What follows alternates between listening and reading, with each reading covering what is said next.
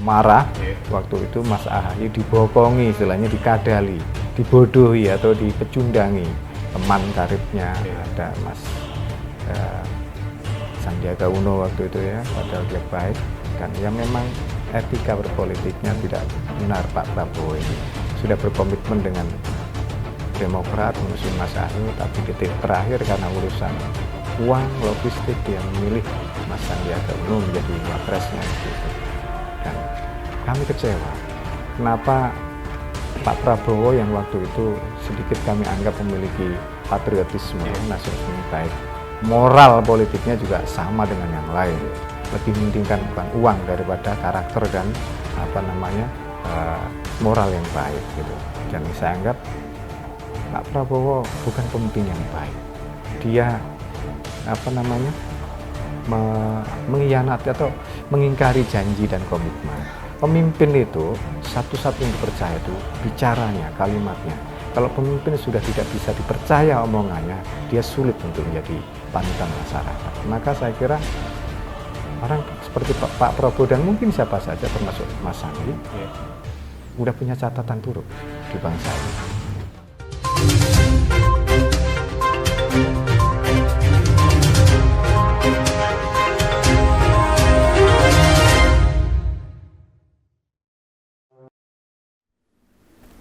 Assalamualaikum warahmatullahi wabarakatuh, pemirsa Patria TV. Saat ini kita kedatangan bintang tamu. Beliau adalah tokoh muda nasional yang baru saja mendapatkan penghargaan di 25 Daftar Anak Muda Indonesia Berhati Emas. Beliau adalah Cak Farhan Effendi, Ketua Umum Bintang Muda Indonesia. Selamat siang, Cak Farhan. Selamat siang, terima kasih Mas Afin Ya, sudah diundang. bagaimana kabarnya, Cak Farhan? Alhamdulillah baik, sehat selalu. Alhamdulillah, hari ini tetap selalu mengikuti protokol kesehatan ya, Cak Farhan ya? Insya Allah, Selalu, ya? karena protokol kesehatan harus menjadi semacam disiplin kita yang bersama dalam rangka untuk waspada menghadapi bahaya COVID, dan semoga COVID segera berlalu. Baik, Cak Farhan, sebelum kita memulai beberapa pertanyaan yang bakal saya tanya dengan Cak Farhan, boleh disapa dulu pemirsa Patria TV, Cak Farhan. Selamat sore teman-teman, sahabat, semua pemirsa Patria TV dimanapun Anda berada. Saya Farhan Effendi, hari ini diberi kesempatan untuk bicara bersama Mas Alvin di entah apa temanya, bincang santai atau apa. Terima kasih banyak, salam hormat, jaga kesehatan selalu. Ya, baik Cak Farhan, terima kasih. Cak, anak muda zaman sekarang kan belum banyak yang mengerti nih tentang BMI. Boleh dong Cak, jelasin apa sih itu BMI? Baik, terima kasih pertanyaannya. Jadi BMI ini organisasi sayap, jujur saja, namanya adalah Bintang Muda Indonesia, kepanjangannya. Dan insya Allah ini adalah 1 tahun lebih dari usia organisasi kami didirikan, tepatnya pada tanggal 2 Januari di tahun 2021 di Provinsi Mamuju bersama Mas Ketum Demokrat, Mas Agus Harimurti Yudhoyono. BMI ini adalah organisasi anak-anak muda di seluruh Nusantara yang memang dibidani oleh beberapa orang, termasuk saya, Bang Andi Malarangeng, Mas Renanda Bahtar, lalu Mas Midi yang dari Lampung, dari anak muda NU, lalu Mas Sapa Sukri dari Sulbar, ada Andi Mardan dari NTB, ada Gonggom Siombing dari Sumatera. Ada juga sahabat saya Iwan Jambek, ya, anak muda di Tangsel, itu yang turut memeriahkan dan membuat organisasi ini menjadi semakin solid.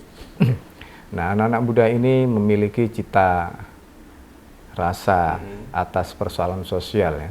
Mereka memiliki keprihatinan atas keadaan bangsa yang pasca reformasi ini semakin buruk keadaannya, ekonomi semakin buruk, tradisi sosialnya semakin rusak dan punah, bahkan kohesi hubungan antar masyarakat, antar individu di bangsa ini semakin renggang. Jadi orang antar orang lain menjadi sangat kaku, sangat individualis, apalagi di tengah kota. Inilah kegelisahan bersama bagi BMI.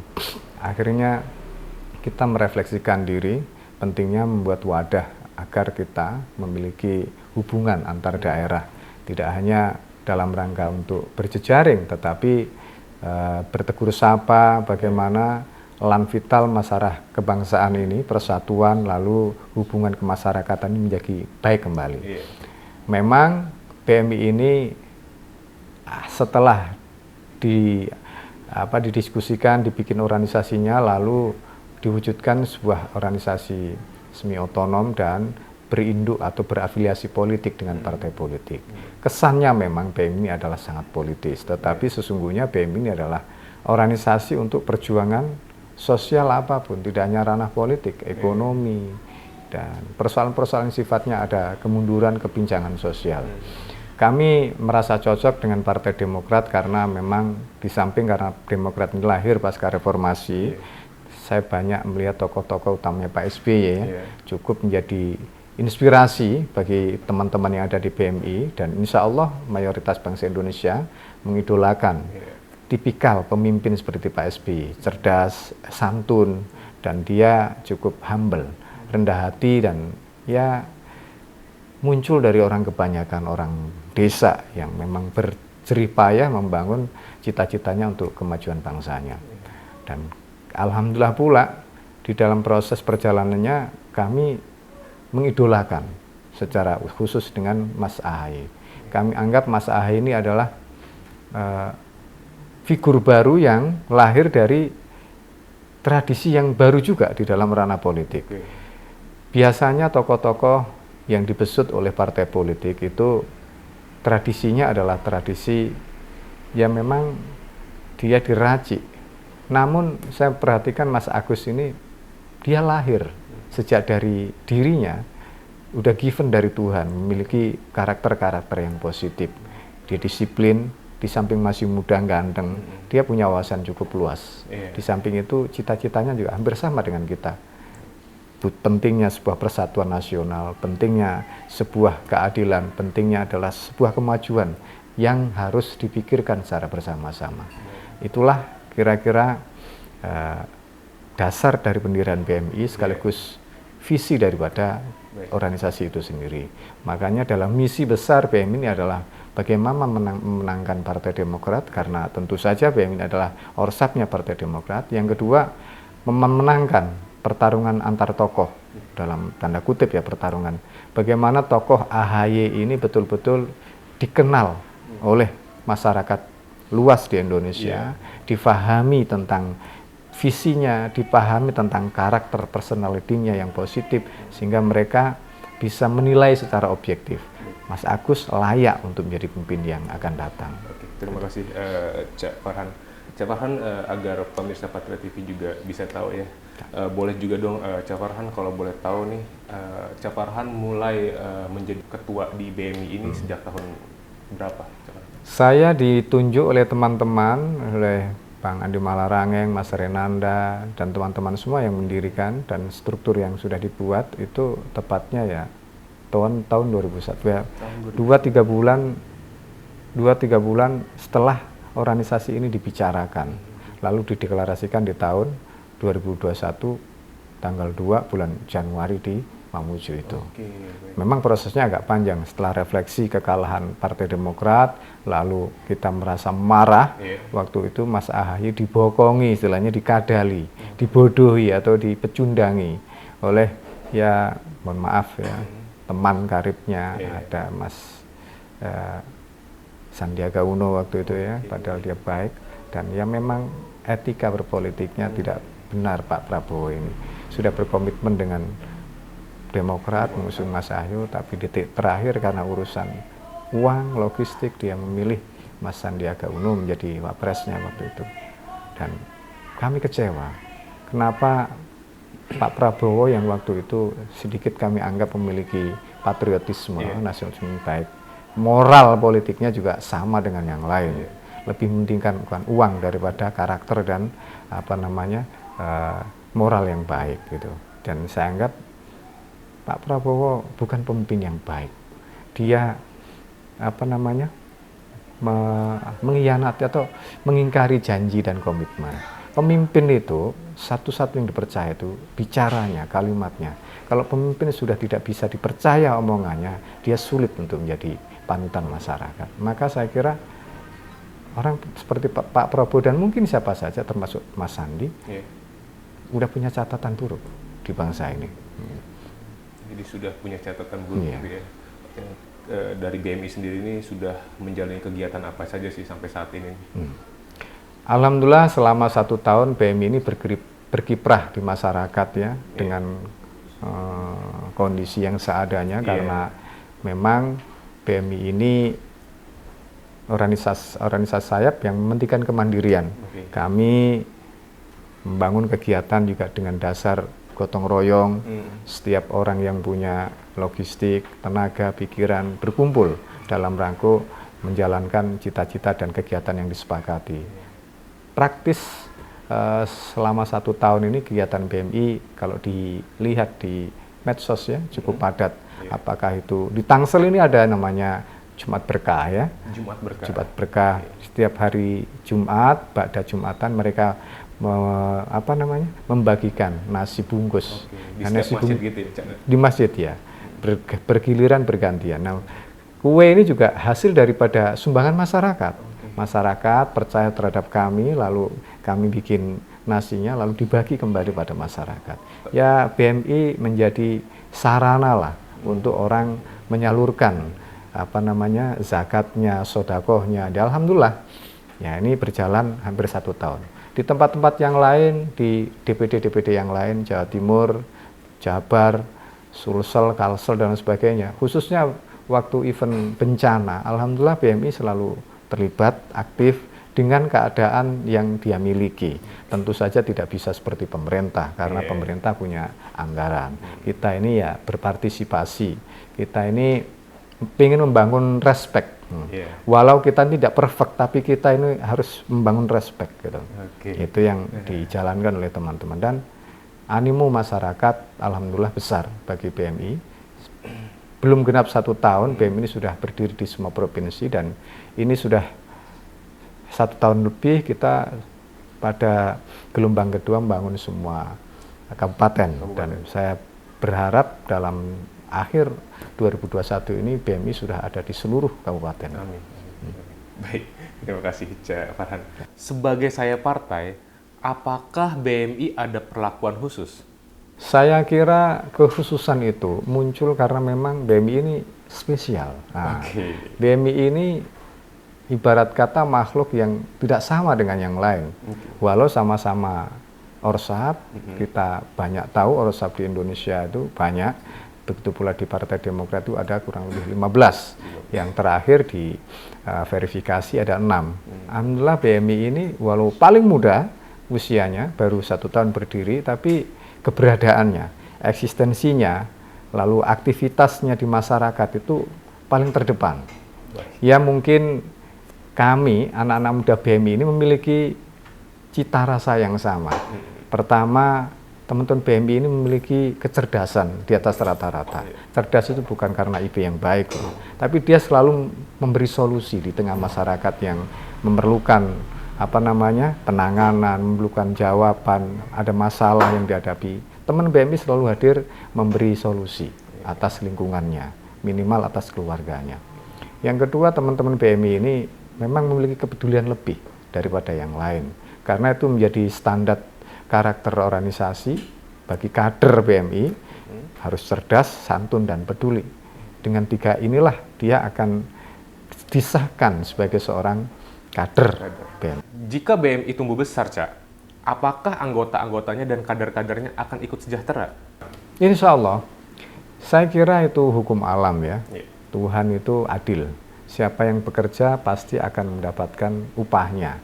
Pasti. Dan di manusia pun berlaku begitu. Maka jangan khawatir siapa yang akan melakukan aktivitas, keluar keringatnya, bertaruh hidupnya atas organisasi, insya Allah dia akan menjadi bintang. Maka memang di dalam organisasi BMI kita berikan kesempatan seluas-luasnya. Ibaratnya kita sering mengatakan di BMI ini apa saja boleh, yang penting bertanggung jawab, dan tidak ada istilahnya privilege atau penganak istimewaan terhadap satu atau dua orang. Apakah itu anaknya seorang pejabat, keturunan, ini tidak ada. Bahkan orang yang memiliki uang paling banyak sekalipun. Yang diutamakan di PMI adalah moral yang baik, gagasan yang baik. Itulah yang harus didukung. Manakala ada kader dua ini punya dasar itu, dia layak jadi pemimpin. Bukan karena anaknya siapa atau uangnya berapa. Ini dalam rangka juga menyudahi tradisi politik agar tidak didominasi oleh orang-orang yang itu saja. Membuka ruang bagi mereka, anak-anak miskin, anak-anaknya orang yang bukan tokoh, tapi memiliki moral baik, memiliki gagasan yang baik, dia harus diberi kesempatan. Nah, di BMI begitu. Jadi BMI ini ringkasnya adalah keluarga dalam rangka mengkader calon-calon pemimpin ke depan, siapapun dia, asal dia moralnya baik, gagasannya benar, dia harus dukung menjadi pemimpin. Tidak sekali saling pandang bulu. Betul. Ya. Dan tidak ada di BMI ini saling menggunting sesama teman, menyelip dalam tikungan, tidak ada. Kita keluarga. Apapun harus dimusyawarahkan. Siapa yang bekerja harus diapresiasi. Siapa yang lambat harus kita semangati. Jadi tidak ada orang salah, tidak ada orang kotor di BMI, semua sama. Karena saya kira prosesnya yang berbeda. Ada orang yang memang capaian dan tahapannya belum sampai di tingkatan A, masih di min A gitu. Nah, ini yang perlu didorong. Di BMI lah kawah candra di muka kita berproses sebagai manusia. Jadi BMI ini sekolah kemanusiaan, sekolah kehidupan. Politik itu hanya istilah saja, tahapan. Bagi orang yang pengen mengejar dunia, karena di ruang politik semuanya dibicarakan. Dan kita ingin membuat tradisi yang berbeda. Kalau dulu politik itu berdasarkan uang, jabatan seseorang, anaknya. Kami tidak. BMI memupus semua itu. BMI harus membangun tradisi politik yang baik, politik yang santun, politik yang berdasarkan gagasan yang baik, berdasarkan moral yang baik. Agar dunia politik menjadi indah di Indonesia. Tidak saling fitnah, tidak saling potong, bahkan saling mencuri jabatannya orang lain. Baik. Nah, sebagai Orsap, kira-kira manfaat apa sih, Cak, yang bisa diberikan kepada masyarakat? Saya kira banyak ya, karena ini wadah tidak hanya politik tapi sosial. Ya minimal BMI ini menjadi teman bagi mereka yang kesepian. Karena memang BMI ini mayoritas berangkat dari orang-orang pinggiran.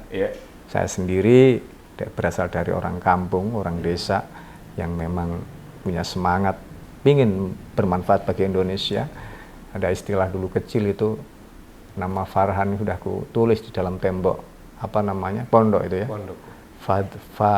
Faidailah ya Allah riwayat hidup anak yang nakal. Nah, itu sudah aku tulis itu. Itu masih kelas 4 SD itu. Di tembok pesantren. Pesantren. Udah aku tulis itu, ada di kamarku gitu. Jadi memang dulu ndablek. Ndableknya bukan karena kita nggak mau diatur. Ngelihat orang yang arogan gitu, nggak suka gitu loh. Suka protes kita ini. Nah, dari situlah terbit semangat ya kelak harus menjadi pemimpin yang baik, menjadi tokoh yang bisa dijadikan teladan, setidaknya mewarnai keadaan. Dan alhamdulillah proses selama hidup saya berorganisasi baik di kampung, di kecamatan, kabupaten, bahkan di kampus sampai hari ini ya hidup kami begini. Dan alhamdulillah perjumpaan kita dengan semua orang ya positif-positif saja. Mereka merasa senang ada saya, dan dengan hadirnya saya membangun BMI, saya juga berharap ini akan menjadi manfaat lebih besar, lebih luas bagi cita-cita dan semangat yang sama. Orang yang berdekatan BMI harus merasa nyaman, merasa tenang, merasa terayomi, merasa ada sahabat. Kalau dia menderita, malah kekurangan, dan itulah yang sudah dijalani oleh BMI. Ada masalah, BMI harus bikin solusi. Ada perkumpulan, BMI harus bikin rasa senang di lingkungan lokus yang ada di sekitarnya itu. Nah, Cak Farhan, apa sih yang membuat Cak Farhan ini untuk mau menjadi suatu bagian di BMI ini? Ya, bukan hanya mau ya, tapi ini panggilan moral ya, panggilan sosial politik. Kami dari kecil melihat zaman Pak Harto ya, melihat betapa pemerintahan itu sangat otoriter. Kebetulan saya ini lahir dari keluarga yang non pemerintah ya. Dulu kan pemerintah Golkar, saya ini keluarga kecil tapi P3. Perlakuannya sangat tidak adil gitu. Kami sering diberi tindakan yang sewenang-wenang ya, diancam, diteror. Beberapa kali kakak kami dipanggil di kecamatan, hanya diinterogasi, jangan sampai mengembangkan dan membesarkan P3 waktu itu ya. Dan itu membekas dalam pikiran saya. Lalu saya waktu dewasa melihat kenyataan politik ini sangat timpang, banyak pelanggaran hukum, banyak kesewenang-wenangan pemerintah, dan pengangguran mulai tumbuh, anak sekolah tidak punya masa depan, terus anak-anak desa menjadi pengangguran karena desa tidak dirawat, semua berbondong-bondong di kota, uang berkumpul di kota. Nah, disparitas, lalu kecemburuan sosial, banyak hal yang itu terekam dan kami wadahi dalam perasaan kami. Saya menjadi semangat untuk mengabdi, untuk menyemangati bahkan mengajak semua orang agar menjadi individu yang terus memberi perubahan pada kelompok-kelompok lain, pada lingkungan-lingkungan lain. Dan tantangan itu kami wujudkan, kami materialkan dalam sebuah wadah-wadah organisasi. Makanya di BMI ini bukan hanya mau tapi merasa terpanggil.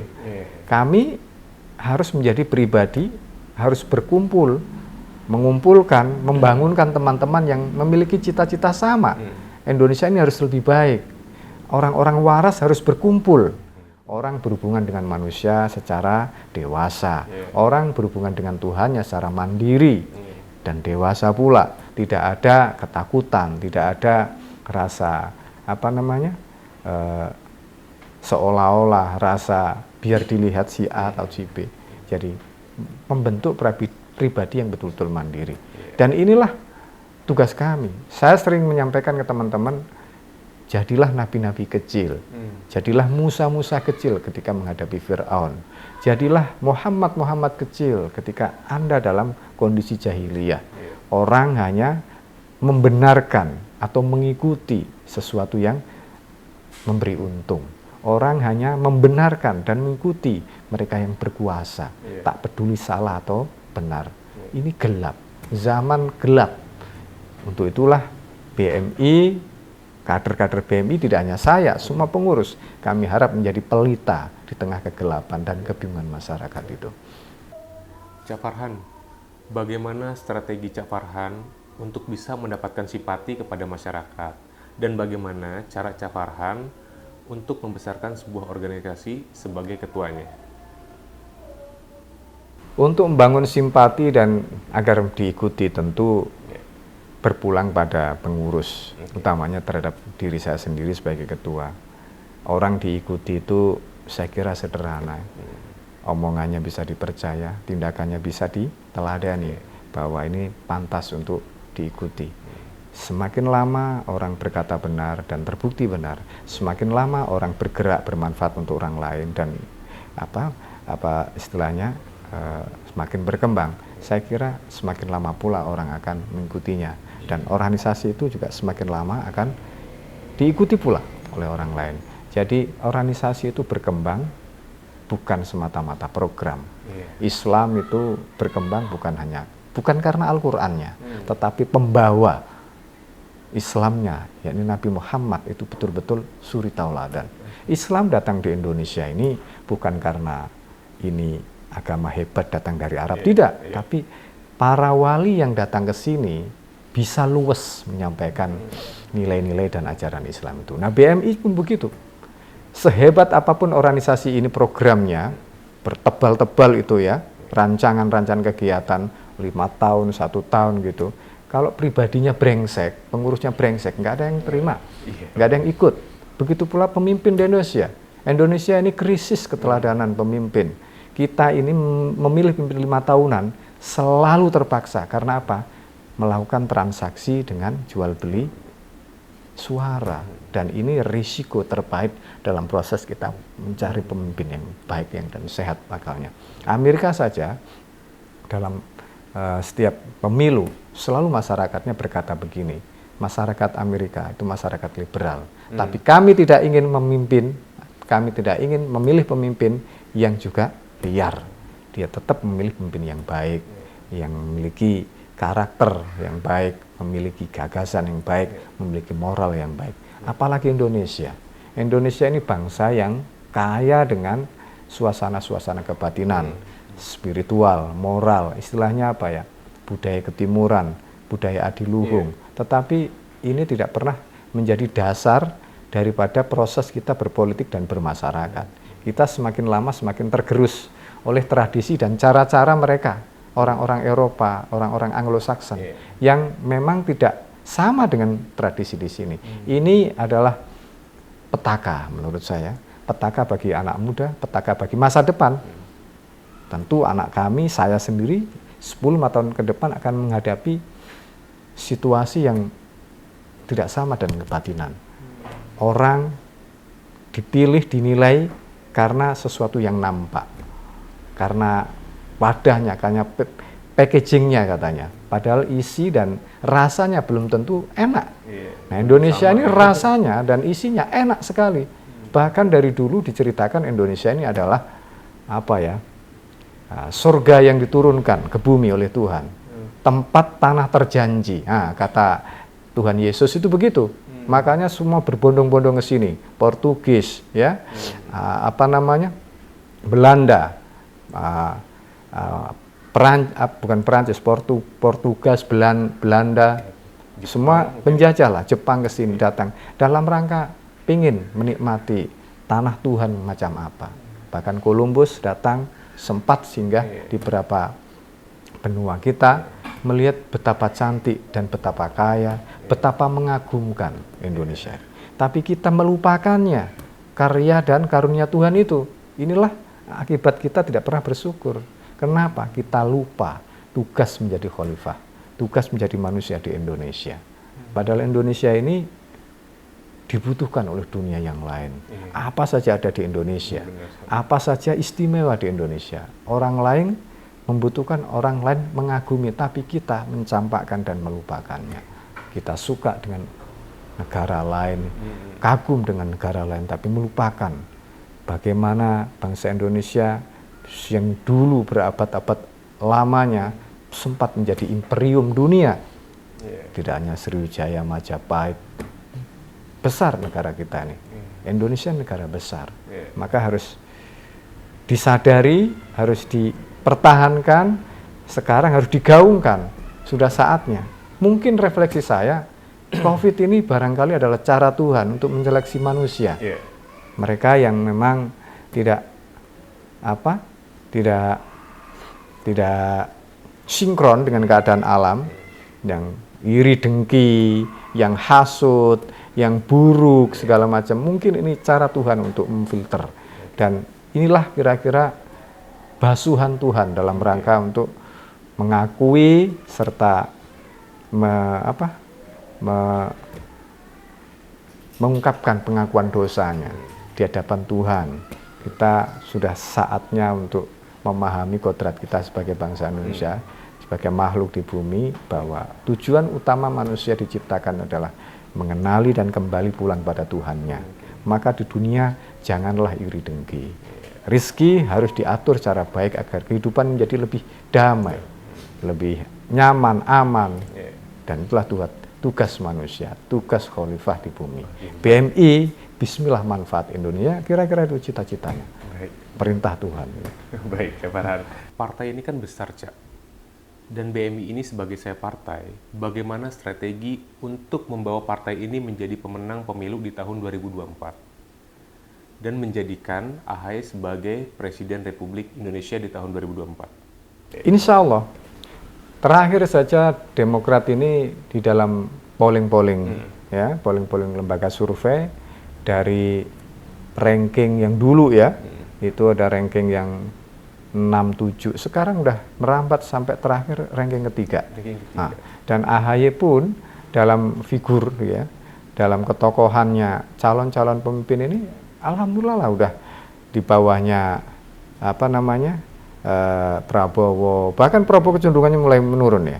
Yang naik terakhir ini ya Mas Anies, lalu ada juga tetap Pak Ganjar dan Mas AHY. Dan tiga inilah hari ini banyak perbincangan. Ya mudah-mudahan mereka-mereka ini diberi kesempatan untuk memimpin bangsa Indonesia, diberi umur yang panjang, diberi kesehatan, utamanya diberi kesabaran. Karena menjadi pemimpin sudah tidak gampang. Pemimpin itu harus lapang dada, telinganya juga harus tebal. Karena pemimpin pasti akan dicela. Pemimpin itu harus berani dicela dan siap dicela. Kalau pemimpin hanya siap dipuji, saya kira dia harus belajar dulu jadi pemimpin. Nah, gitu. Baik. Nah, apa yang Anda lihat situasi dan kondisi negara ini, peran mudanya nih, nilai-nilai patriotismenya, cinta tanah air. Nah, nilai patriotis ini saya teringat dengan Patria TV ini. Patria ini nilai-nilai kejuangan ya. Ya, anak muda di tengah pandemi COVID ini saya kira memiliki peran yang signifikan dan strategis. Kenapa begitu? Karena di samping semangatnya yang militan ya, dan anak muda biasanya pertimbangan untuk golongan terbanyak, untuk mayoritas itu lebih utama. Beda dengan orang tua. Orang tua itu kalau membangun kebijakan atau memilih kegiatan, memilih kepentingan, selalu yang diutamakan adalah kepentingan pribadi. Kalau anak muda itu yang penting sosialnya ada, dia pasti ikut. Nah, ini relevansi dari anak muda ini digalang. Di tengah COVID hari ini yang orang, dalam tanda kutip, keadaannya sangat menderita. Kenapa demikian? Negara faktanya ya tidak memberi perlindungan secara menyeluruh atas situasi dan dampak COVID ini. Mulai kelangkaan pekerjaan, lalu langkanya sembako karena memang orang tidak memiliki tidak punya kesempatan untuk bercocok tanam ya dan lain sebagainya. Semua mengalami perubahan dan penurunan ini. Baik bahan makanan, bahan produksi di lapangan, apakah itu gandum, jagung, ketela, padi dan sebagainya, ini mengalami penurunan karena orang semakin berkurang dan jarang untuk berkumpul, bahkan dilarang. Begitu pula orang bekerja di perkotaan, UMKM juga dibatasi, bahkan frustasi mereka. Anak-anak muda itu anak-anak yang berani. Dia kira COVID atau apa, takut, tetapi tidak seperti orang tua. Anak muda. Yang kedua, jiwa kerelaannya lebih baik daripada yang tua. Makanya anak muda kalau digalang, saya kira potensi untuk membangkitkan semangat situasi yang kalut semacam ini masih ada. Masih ada kesempatan semangat bangsa ini dipulihkan. Dengan apa? Mendorong anak-anak muda untuk menjadi garda terdepan dalam rangka mengatasi satu, sulitnya pangan. Yang kedua, bahaya kegalauan nasional. Orang di mana-mana parno loh. Tiap hari apalagi hari ini, tiap hari berita kematian dan sebagainya. Anak muda mah ditakuti mati enggak? Biasa aja menurut dia gitu. Ya mungkin nyalinya masih kuat. Nah, letak strategisnya di situ, makanya BMI seringkali kami sampaikan di semua kesempatan, di forum-forum webinar, bahkan instruksi, BMI harus menjadi garda depan bagi sebuah masyarakat. Dia harus menjadi penyuluh masyarakat, dia harus melindungi masyarakat lemah, dia harus menjadi solusi bagi sebuah persoalan yang ada di lingkungannya. BMI, bintang muda anak muda, di mana-mana harus menjadi bintang. Di mana-mana harus menjadi sinar bagi kegelapan. Di mana-mana harus menjadi penyuluh bagi realitas, lokus, dan komunitas yang ada di sekelilingnya. Baik, oke, Cak Farhan, sebelum kita berujung di acara ini, boleh dong Cak Farhan pesan-pesan Anda untuk generasi penerus dan para pemuda seluruh Indonesia ini? Pertama, terima kasih pada Mas Alvin dan teman-teman pemilik Patria TV ini. Dan saya sampaikan salam hangat, semangat selalu. Mudah-mudahan kita semua sehat, bisa melampaui COVID. Khusus teman-teman muda, jangan menyerah. Ini adalah keadaan di mana Tuhan membuat kita harus mandiri. Di mana alam, situasi, zaman membuat kita harus cerdas.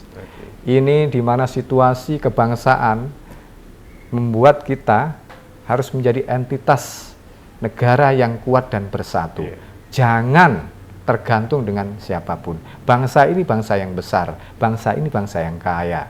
Jangan takut dengan bangsa-bangsa yang lain. Di dunia ini tidak perlu ada yang ditakuti, kecuali satu, perlakuan curang terhadap orang yang lain. Manakala kita adil terhadap orang lain, kenapa kita harus takut?